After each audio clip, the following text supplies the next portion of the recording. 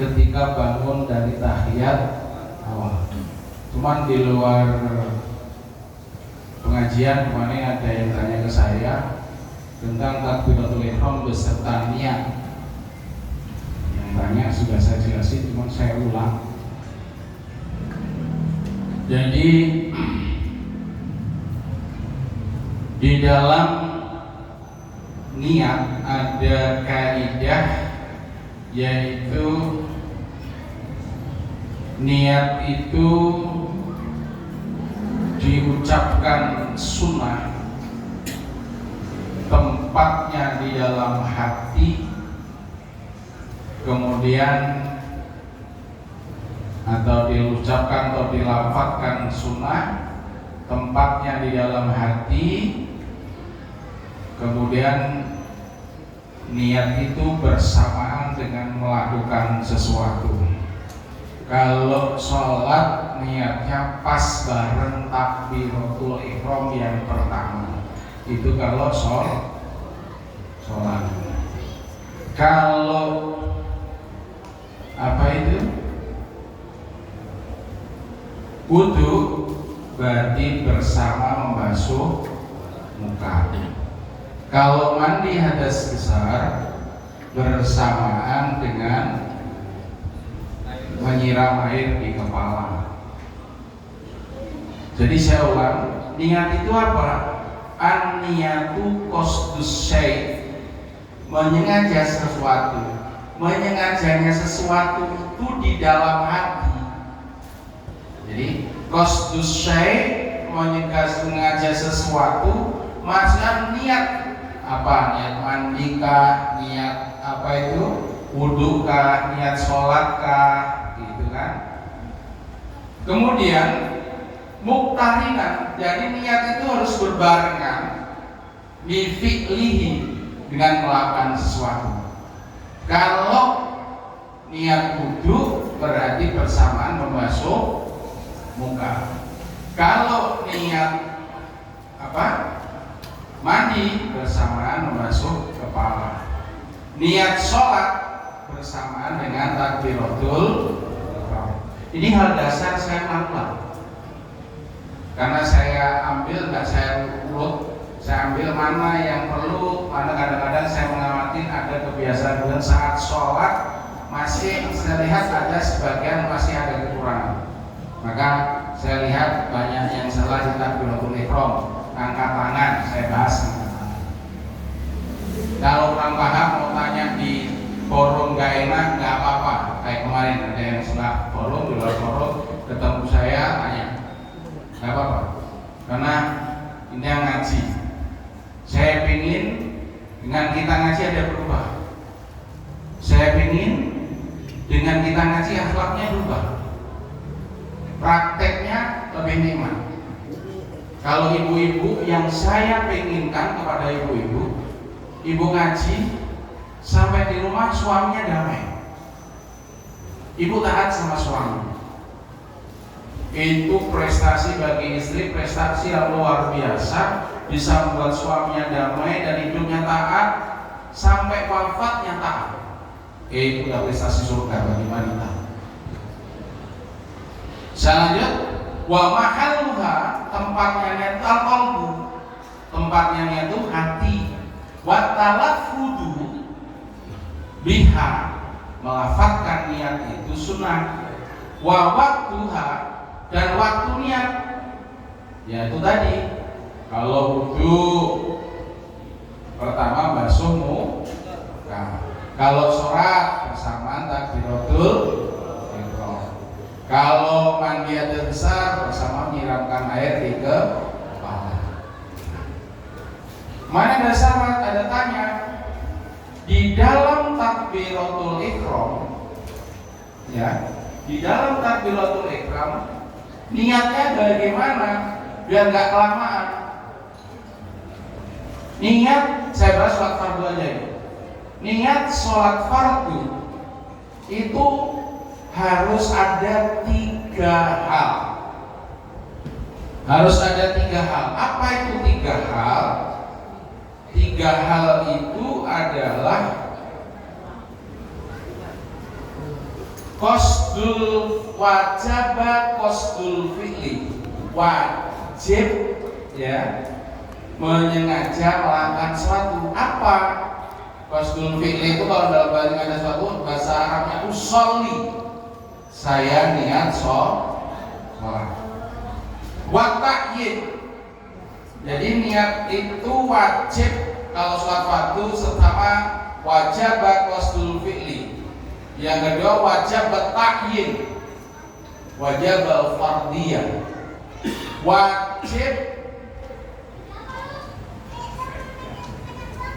menyengaja melakukan sesuatu. Apa?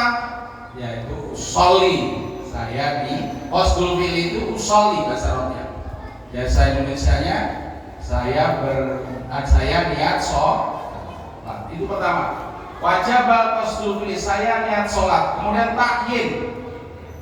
Ta'yin itu menyebutkan sholat apa? Menyatakan. Kalau Bapak sholat maghrib, wajib qasdul fi'li usolli, saya berniat sholat. Kalau maghrib ya tambah maghrib. Kalau isya ya isya. Kalau subuh ya subuh. Jadi pertama wajib qasdul fi'li, ta'yin, kemudian apa itu? Al-fardiyatu, yaitu menyebutkan farduannya. Jadi saya niat sholat maghrib fardu karena Allah Ta'ala. Kalau makmum fardu, makmum karena Allah Ta'ala. Itu saja. Jadi ternyata saya ambil pelajaran dari kemarin, ada yang menemui saya, setelah itu tanya benar, alhamdulillah saya senang itu. Berarti saya lama banget loh, gimana saya kan dia melafatkannya usolli fardhul maghribi talata raka'atin mustaqbilal qiblati ma'mumal lillahi ta'ala. Jadi banyak banget tau Ustaz ya nih yang saya niat sholat maghrib 3 rakaat menghadap kiblat namun. Jadi lama banget.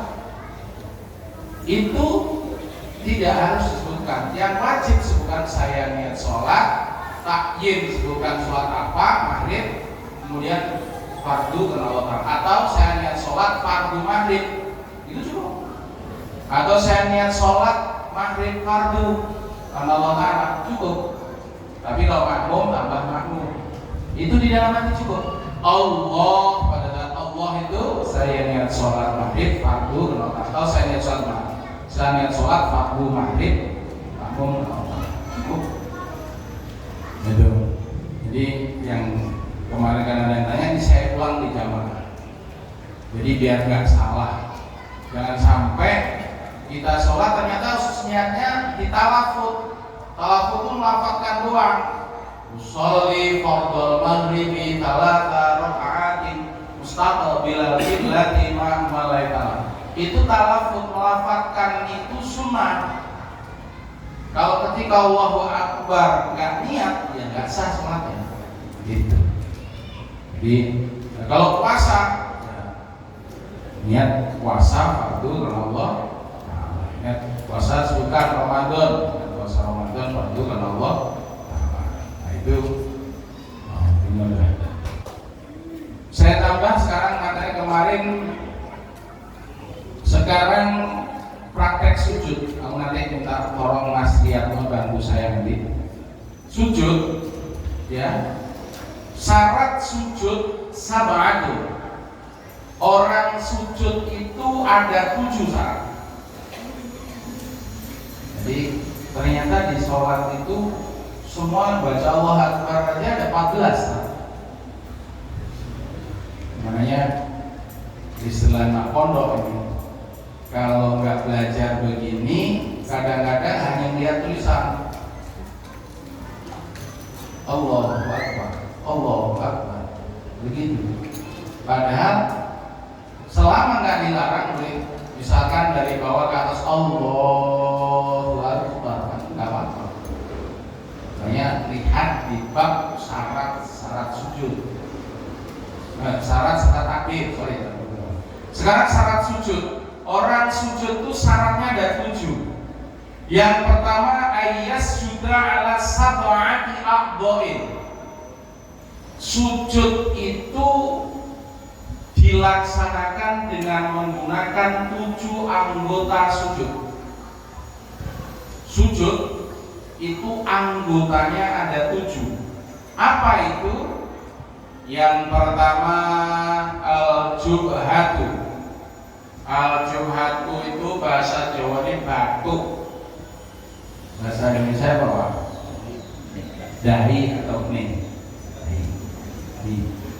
Jadi syarat sujud ada 7. Syarat yang pertama, sujud dilakukan dengan menggunakan 7 anggota sujud. 7 anggota sujud yang pertama adalah al-jabhah, batuk atau kening. Kemudian wa butunul kaffaini, sujud dengan menggunakan kedua telapak tangan. Ini kaffaini, butunul kaffaini, batinnya telapak tangan. Telapak tangan harus buka.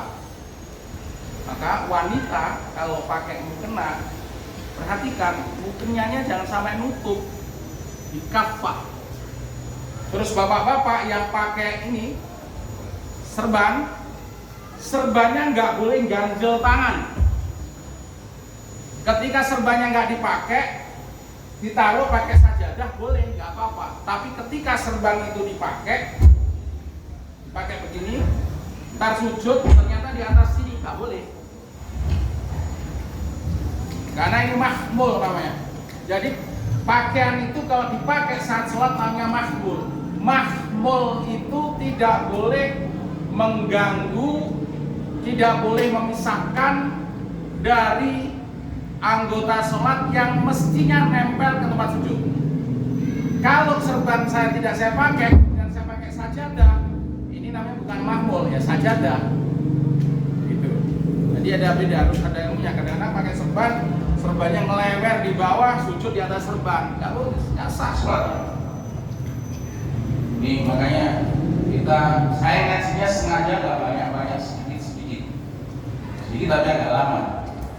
Jadi yang kedua butunul kaffaini, jadi ada dahi, kemudian 2 telapak tangan. Sudah berapa? 1 tambah 2 3. Kemudian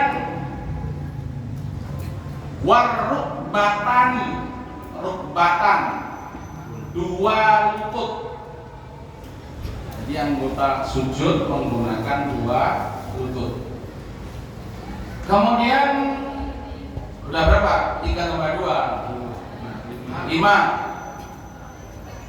Asobi'ir rijlaini,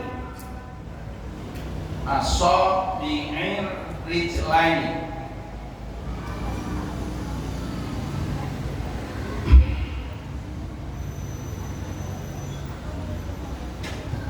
asobi'ir rijlaini ini adalah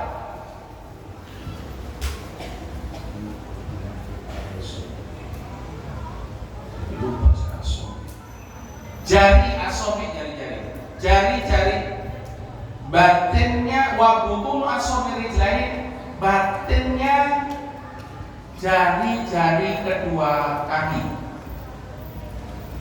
Jadi batinnya jari-jari kedua kaki. Berarti berapa? 2 kaki tambah 5 7. Ulang ya, anggota sujud tadi pertama apa? Dahi. Kedua 2 telapak tangan. Ketiga 2 lutut. Ketiga batinnya jari-jari kedua kaki. Itu anggota sujud. Saya lanjut, nanti praktek sebentar. Kemudian syarat sujud yang kedua, wa antakuna jabhatahu maksufatan, wa antakuna jabhatahu maksufatan, hendaknya dahinya terbuka. Nah, ini yang susah mengerti anak-anak sekarang. Sudah rambutnya panjang-panjang, nggak pakai songkok. Nah ini kadang-kadang Mohon maaf ini anak-anak sekarang itu rata-rata, padahal ini kalau guru saya ngomong, kita rambutnya nutupin dahi nggak sah sholatnya. Tapi sekarang itu ingetin kadang-kadang nggak susah, mendingan kalau mau pakai songkok, padahal pakai songkok ini gantinya pakai jubah. Jubah itu sebenarnya mestinya ditekan di kepala. Jadi kalau saya lihat Pak Masuk senang saya. Sebenarnya mesti kayak begini, kayak jubah terus. Itu pahala sholatnya berlipat ganda. Kalau mau pakai songkok dan sebagainya, di Indonesia diganti dengan songkok. Kemudian yang kedua, dahinya harus sujud wa tahammulu bi ra'sihi. Jadi kepalanya enggak ditekankan, di dahinya itu enggak ditekankan. Wa tahammulu bi ra'sihi. Kemudian wa adamul huwiyyi li ghairi. Tidak boleh turun mengadakan apa itu? Gerakan turun menuju sujud ada niat lain selain sujud. Misalkan Bapak apa itu di bawah ada apa? Saya sekalian mau sentuh, bukan sujud, atau mindahin HP, nggak boleh. Jadi kalau niatnya turun ya hanya untuk sujud. Kemudian wala yasudu ala syai'in yataharraku bi harakati. Enggak boleh melakukan sujud di tempat yang goyang karena gerakan sujud. Paham? Jadi ibu bapak sholat di atas barang-barang goyang, bapak sujud ikut goyang, nah itu nggak boleh, goyang-goyang. Ya. Jadi jangan sampai karena gerakan sujud yang kita tempat sujud itu jadi goyang-goyang itu kan. Kemudian saat sujud adalah wartifa asafili ala a'alihi. Hendaknya ya di wartifa asafili itu sebetulnya hal yang rendah. Kemudian a'alih itu hal yang tinggi.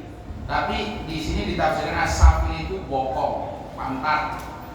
Hendaknya mengangkat pantat asafili ala ra'ali. Ali itu yang paling atas apa di tubuh manusia? Kepala. Pantatnya harus lebih tinggi dari kepalanya. Nah itu. Yang ke-7 tumakninah. Mas lihat dong, saya minta tolong di sini Mas. Sampai nanduk sini. Ini praktek kan mau sujud. Anggap sudah idal. Menurut sama wati pakai dari rukuk dulu. Sami Allahu liman hamidah. Ini aja pakai. Ulang lagi. Subhana rabbil alamin. Terus ya, sami Allahu liman hamidah. Angkat tangan dulu. Ayo, ulang. Enggak apa-apa. Udah ingat ini belum lama. Ya, sami Allahu liman hamidah. Angkat tangan dulu. Udah, setelah ini kan mau sujud. Mau sujud itu ada dua cara. Yang pertama boleh lututnya dulu, baru telapak tangan. Praktekin ke bawah, lututnya dulu, baru kedua telapak tangan. Nah, udah sujud. Nah, naik lagi. Nah, ini cara pertama. Duduk sujudnya? Lututnya dulu, baru kedua telapak. Nah, yang kedua boleh dua telapak tangan dulu, baru lutut. Nah,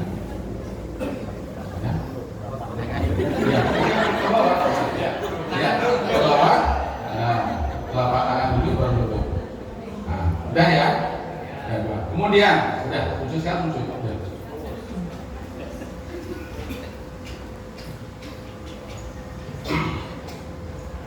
Sujud tadi pertama anggota apanya? Dahi. Nah ini kedua telapak tangan, ya. Kemudian dua lutut. Berarti 1, 2, 3, 4, 5, 6, 7. Nah yang kedua bahutul asobi'ir rijlaini, batinnya apa itu jari-jari kaki, maka ini harus ditekuk, nggak boleh lenggang, jari-jarinya harus ditekuk, paham ya? Kemudian apa ukuran tangan ini?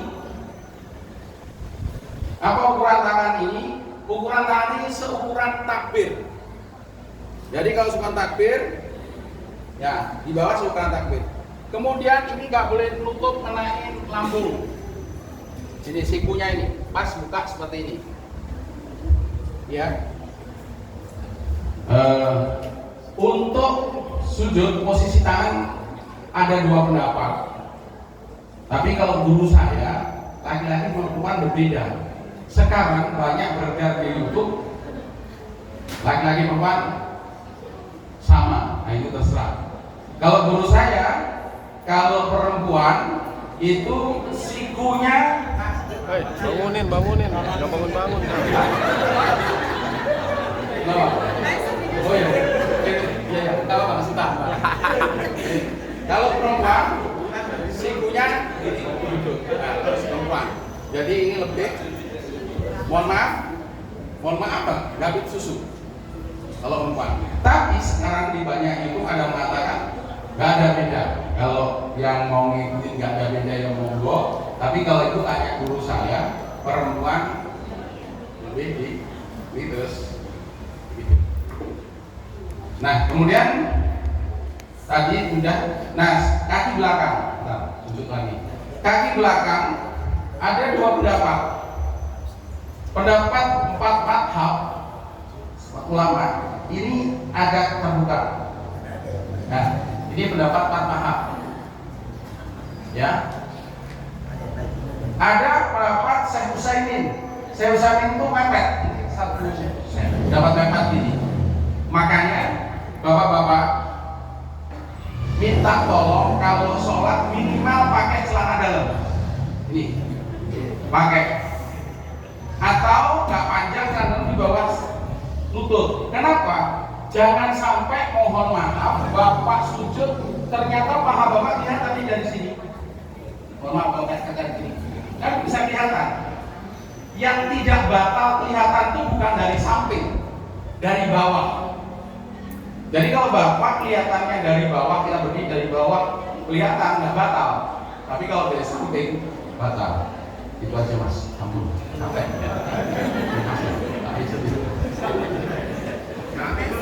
Kasih tip. Nah itu tentang sujud. Kalau ada kurang paham ya nanti lagi waktunya enggak. Itu saja. Semoga ada manfaatnya. Kita praktek lebih baik dan kita nikmati. Mohon maaf lahir batin. Wa'afu minkum. Wassalamualaikum warahmatullahi wabarakatuh.